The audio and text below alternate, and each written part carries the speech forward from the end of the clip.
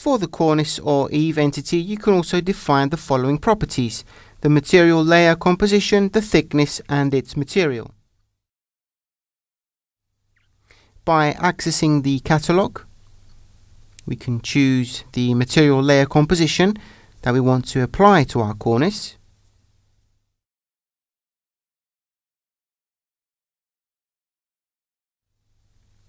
And also define the thickness. But we can also define the thickness by directly introducing a thickness value.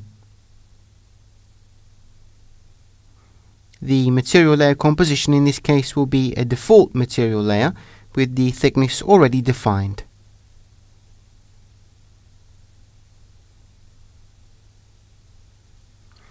In the materials section, we can also assign a material, choosing from those listed in the catalogue.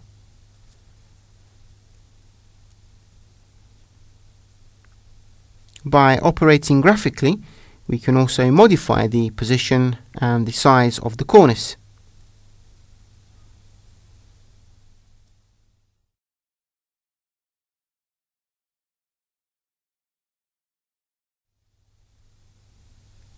And as you can see, with the cornice object in select mode, we can also place it on a different roof slope using the external grips, while with the inner grip we can define a different depth.